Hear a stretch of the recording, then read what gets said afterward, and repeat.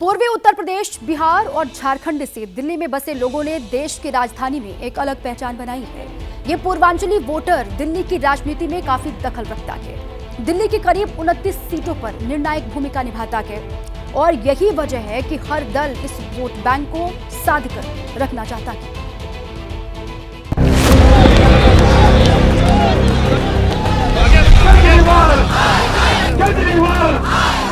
पूर्वांचलियों पर दिल्ली में छिड़े सियासी रण के पीछे 45 लाख का आंकड़ा है।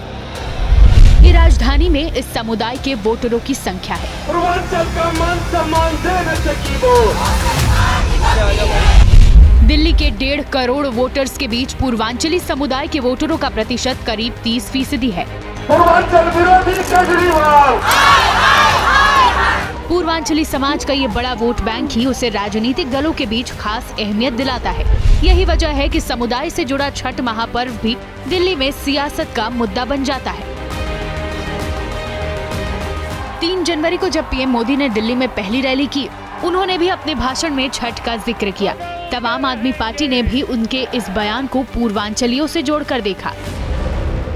ये स्वाभिमान फ्लैट के लाभार्थियों से बात कर रहा था यहाँ आने से पहले, तो ज्यादातर वो इस उत्तरी क्षेत्र के रहने वाले थे। तो मैंने उनको पूछा छठ पूजा कैसी रही, सर पे हाथ फोड़ के कह रहे थे, साहब यमुना जी का हाल इतना खराब हुआ, अब हम तो छठ पूजा क्या करें, इलाके में ऐसा छोटा मोटा करके हम माँ की क्षमा मांग लेते हैं। अब आपको बीते 2 चुनावों का पूर्वांचली वोट फैक्टर बताते हैं। दोनों चुनावों में इस समुदाय का झुकाव किस तरफ रहा है। दिल्ली की 29 सीटों पर पूर्वांचली वोट बैंक निर्णायक भूमिका में है।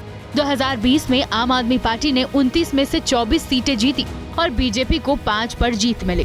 2015 के विधानसभा चुनाव नतीजे देखे तो आम आदमी पार्टी ने 29 में से 27 सीटें जीती, जबकि बीजेपी को सिर्फ 2 सीटों पर संतोष करना पड़ा। यानी 2015 से 2020 तक बीजेपी को 3 सीटों का फायदा हुआ।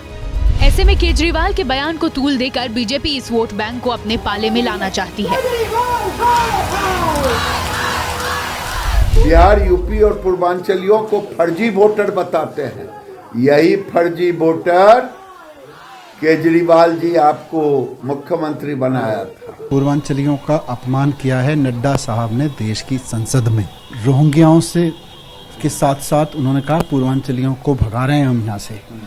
नड्डा साहब को माफी मांगनी चाहिए। और फिर जब हम कहते हैं कि ये फर्जी वोट बनवा रहे हैं तो हमारे ऊपर कहते हैं। दिल्ली में रहने वाले हमारे यूपी, बिहार, पूर्वांचल के भाइयों का नाम कटवाया जा रहा है और उसको भारतीय जनता पार्टी के राष्ट्रीय अध्यक्ष जेपी नड्डा जी ने रोहिंग्या कहा, बांग्लादेशी कहा, घुसपैठिया कहा। मैंने नाम भी पढ़ा, उसकी लड़ाई लड़ी तो वहां नहीं रुके। मुझे सबक सिखाने के लिए, मेरी पत्नी का वोट कटवाने के लिए एप्लीकेशन दिलवाई वाजपेयी ने। अब पूर्वांचल वोट बैंक की लड़ाई दिल्ली की सीमा लांघकर यूपी तक आ पहुंची है। एबीपी न्यूज के एक्सक्लूसिव इंटरव्यू में सीएम योगी आदित्यनाथ ने भी इस पर प्रतिक्रिया दी है। दिल्ली पर जितना अधिकार अरविंद केजरीवाल का है, उतना ही अधिकार उत्तर प्रदेश, बिहार या देश के किसी भी कोने से आए हुए श्रद्धालुओं का अधिकार दिल्ली पर है। और दिल्ली में वहाँ की सुविधाओं के साथ साथ वहाँ के विकास में भी वो योगदान देता है, तो वहाँ मतदाता बनने का उसको पूरा अधिकार होना चाहिए।